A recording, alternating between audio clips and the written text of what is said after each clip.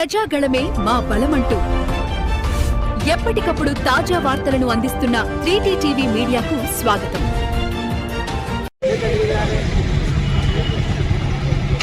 చాలా సంతోషం. చిరకాల ఆకాంక్ష షాద్నగర్ది. మనందరికీ తెలుసు, తెలంగాణ రాష్ట్రంలో ఎత్తైన ప్రాంతం షాద్నగర్ ప్రాంతం కాబట్టి మనకు ఈ ప్రాంతానికి సాగునీరు తాగునీరు లేక ఎన్నో పోరాటాలు జరుగుతూ ఉన్నాయి. గత ప్రభుత్వం కూడా నీళ్లు నిధులు నియామకాలు అనే ఒక సందర్భంతోనే తెలంగాణ తెచ్చుకున్నాం. కానీ తెలంగాణ వచ్చిన తర్వాత పాలమూరు రంగారెడ్డి పూర్తి చేస్తామని చెప్పి పదే పదే అన్ని పార్టీలు కూడా చెప్పినాయి, అందరికీ తెలుసు. మరి ఈరోజు రాష్ట్ర ముఖ్యమంత్రి ఆ రోజు వర్కింగ్ ప్రెసిడెంట్గా, ఉత్తమ్ కుమార్ రెడ్డి గారు పిసిసి అధ్యక్షులుగా, కోమటిరెడ్డి వెంకటరెడ్డి గారు, బట్టి విక్రమార్క గారు, వంశీ చంద్రారెడ్డి గారు అందరూ కూడా ఈ యొక్క లక్ష్మీదేపల్లి రిజర్వాయర్ నిర్మాణం చేస్తేనే ఈ ప్రాంతం సాగునీరు తాగునీరు వస్తుందని చెప్పి ఆ రోజు కృషి చేసడం జరిగింది. ఇలా తెలంగాణ రాష్ట్ర ప్రభుత్వం వచ్చిన తర్వాత, కాంగ్రెస్ పార్టీ అధికారంలోకి వచ్చిన తర్వాత ఈ జిల్లా ముఖ్యమంత్రిగా అయిన తర్వాత ఈ జిల్లా మంత్రులు జూపల్లి కృష్ణారావు గారిని, వాకాటి శ్రీహరన్న కానీ మిగతా ఎమ్మెల్యేలందరూ కూడా లక్ష్మీదేపల్లికి అన్యాయం జరుగుతూ ఉంది, లక్ష్మీదేపల్లికే ప్రియారిటీ ఇవ్వాలని చెప్పి పదే పదే ఒత్తిడి తెచ్చి రాష్ట్ర ముఖ్యమంత్రి మీద, ఈ రాష్ట్ర ప్రభుత్వం మీద ఒత్తిడి తీసుకొచ్చి సానుకూలంగా ఈ యొక్క రిజర్వాయర్ సాధించుకోవాలని చెప్పి ఇలా మంత్రుల యొక్క కృషి, ఎమ్మెల్యేల యొక్క అండ, మీ అందరి ఆశీర్వాదం, ఈ ప్రాంత ప్రజల యొక్క ఆశీర్వాదంతో ఇలా ఒక విధి విధానం అంటే ఒక ప్రాసెస్, ఒక రిజర్వాయర్ కట్టాలంటే ముందుగా అని చెప్పి వాళ్ళు ఆదర బాదరగా, వాళ్ళు ఏ అనుమతులు లేకుండా, ఏ నీటి కేటాయింపు లేకుండా ఇష్టానుసారంగా పాలమూరు రంగారెడ్డి ప్రయత్నం చేయబోయారు. కానీ పూర్తి కాలేదు. ఒక 30% మాత్రమే అక్కడక్కడ రిజర్వాయర్లు కట్టిరు తప్ప ఎక్కడ కూడా ప్రియారిటీ ఇవ్వాలని చెప్పి బల్ల గుద్ది మాట్లాడాడు వాకాటి శ్రీహరణ గారికి నేను ఎప్పుడంగా రుణపడి ఉంటాను. ఎందుకంటే చాలా నా ఆవేదన, నేను చేసే కృషి ఎప్పటికప్పుడు అన్నా నాకేమొద్దు, నాకు మా ప్రాంతానికి సాగునీరు తాగునీరు వస్తుంది చాలు అంటే అదొక్కటేనా అంటే అదొక్కటే. అంటే అది ఎప్పుడు కానీ అందరు ఎమ్మెల్యేలు సహకరించరు, ముఖ్యమంత్రి సహకరించరు, ఉత్తమ్ కుమార్ రెడ్డి సహకరించరు, అందరు సహకరించరు. కాబట్టి నేను నియోజకవర్గం తరఫున నిజంగా అది ఖచ్చితంగా పూర్తి చేస్తాం, మీ అందరి ఆశీస్సులతోని ముందుకు పోతామని చెప్పి ప్రతి ఒక్కరికి నేను అభినందనలు తెలియజేస్తా ఉన్నాను, శుభాకాంక్షలు తెలియజేస్తా ఉన్నాను. ముఖ్యంగా రాష్ట్ర ముఖ్యమంత్రికి ఉత్తమ్ కుమార్ రెడ్డి గారికి నేను ఎప్పుడు రుణపడి ఉంటానని చెప్పి కోరుకుంటూ ఈ అవకాశం ఇచ్చింది అందరికీ ధన్యవాదాలు. మన ప్రియతమ ముఖ్యమంత్రి గారు ఈ ఉమ్మడి పాలమూరు జిల్లా ముద్దుబిడ్డ, నల్లమల్ల బిడ్డ, ఈ ప్రాంతంలో ఉన్నటువంటి రైతుల గోస తెలిసిన వ్యక్తి.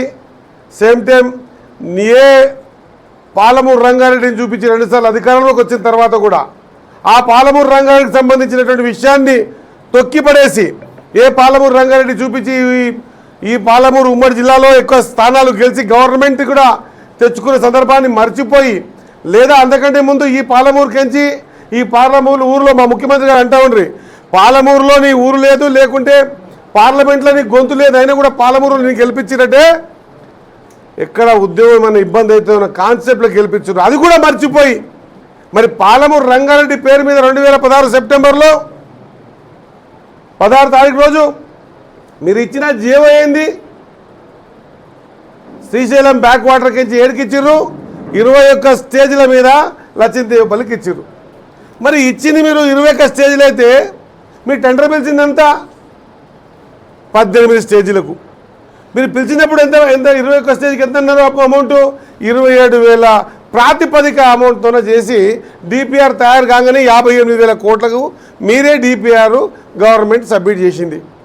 మరి మీరే 58,000 కోట్ల రూపాయలు పాలమూరు రంగారెడ్డికి వెచ్చించి మరి తమ అధికారంలో ఉన్నప్పుడు 27,000 కోట్లు మందమే నేను అనుకుంటా రమారమి ఖర్చు పెట్టి ఏడేడైతే మట్టి వర్క్ ఉందో అక్కడంతా వర్కులు చేసి పర్యావరణ శాఖ అనుమతులు లేకుండా నీటి కేటాయింపులు లేకుండా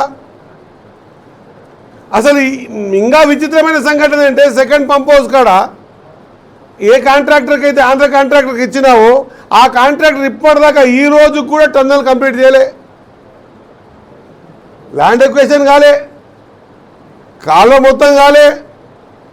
ఒక్క మోటారు 2022లో ఎలక్షన్స్ ఉందని చెప్పేసి ఒక్క మోటారు ట్రయల్ రన్ చేసి అది అర్ధగంట తర్వాత బంద్ చేసి ఇక పాలమూరు రంగారెడ్డి ద్వారా మొత్తం జనరేటర్ పాలమూరు రంగారెడ్డి ద్వారా మొత్తం ఉమ్మడి పాలమూరు జిల్లాలో ఉన్నటువంటి వలసపోతున్న జీవన విధానాన్ని మార్చేసి సస్యశ్యామలం చేస్తా అని చెప్పి ఓట్లు వేయించుకొని గెలిచినటువంటి మాజీ ముఖ్యమంత్రి గారు, మాజీ నీటిపారుదల శాఖ మంత్రి గారు ఒక్కసారి ఆలోచన చేయాలి. మీరు పాలమూరు మీద పెట్టినటువంటి బేనీయత ఆలోచన చేయాలి.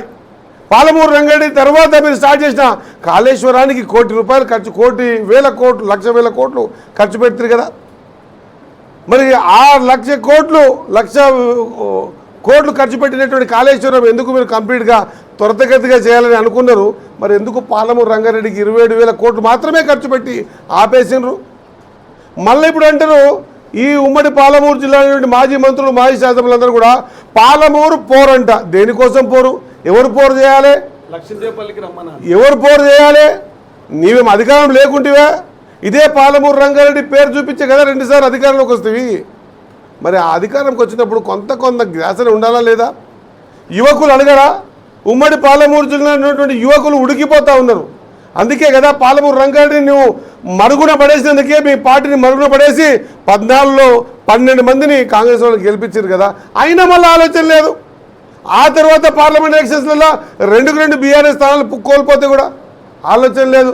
ఆ తర్వాత మున్సిపాలిటీలు కానీ లేకపోతే గ్రామ పంచాయతీ సర్పంచ్లలో కూడా ప్రజల వ్యతిరేకత, అర్థం లేదు. ఎటు పోతే అటు ఏదో కొత్త కారణం చేత కొత్త మాట పెట్టుకొని మంచి టైటిల్ పెట్టుకొని బయటకు వస్తే పాలమూరు ప్రజలు నిజంగా చెప్తాను అమాయకులు ఉండొచ్చు కాక తెలివి తక్కువ వాళ్ళు మాత్రం కాదు అన్న విషయాన్ని గుర్తుపెట్టుకోవాల్సిన అవసరం ఉంది. అమాయకులం కాబట్టే మేము పార్లమెంట్లో ఎంపీకి గెలిపించినాం. ఆ గెలిపించినందుకన్నా 5 సంవత్సరాలు ఒక్కరోజు కూడా పాలమూరు గురించి మాట్లాడకపోయినా కూడా గెలిపించినాం. ఆ తర్వాత 2 సార్లు అధికారం ఇచ్చినా కూడా మీరు ఆ అధికారాన్ని ఉపయోగించి పాలమూరు రంగారెడ్డి కంప్లీట్ చేయలేదన్న విషయాన్ని కూడా ప్రతిసారి మొన్న కూడా కేసీఆర్ గారు బయటకు వచ్చి ఇక ఇది అది చేస్తాం ఇది చేస్తాం కత్తులు తిప్పుతామని ఒక మాట మాట్లాడండి. మళ్ళీ పాలమూరు రంగారెడ్డి విషయమే లెక్కలు కనిపిస్తూ ఉన్నాయి, మీరు పెట్టిన ఖర్చు కనిపిస్తూ ఉంది. మీరు పెట్టిన ఖర్చే 50% దాటలేదు. 95% పనులు పోతాయి. ఇట్లా మోటార్ వేస్తే ఇట్లా నీళ్లు పోతాయి. కాంగ్రెస్ వాళ్ళు చేస్తలేరు. ఏం చేయాలి? ఎక్కడ చేయాలి? మీరు ఇన్నేళ్ళు అధికారం ఇయ్యని డబ్బులు ఇప్పటిదాకా మేము ఈ 200 సంవత్సరాలు దాదాపు 9,000 కోట్లు పాలమూరు రంగారెడ్డి మీద ఖర్చు పెట్టినాం. మళ్ళీ 1,000 కోట్లు ఇస్తే ఆ 1,000 కోట్లల్లో మళ్ళీ గట్టిగా మాట్లాడి మా ప్రాంతంలో ఖచ్చితంగా మన ప్రాంతం ముఖ్యమంత్రి గారు ఉన్నారు కాబట్టి పెద్ద కుప్ప మాకు పెట్టాలని మళ్ళీ కొట్లాడితే నిన్న 583 కోట్ల రూపాయలు పాలమూరు రంగారెడ్డికి ప్రాజెక్టుకి ల్యాండ్ ఎక్వేషన్కి ఇవ్వడం జరిగిందన్నమాట.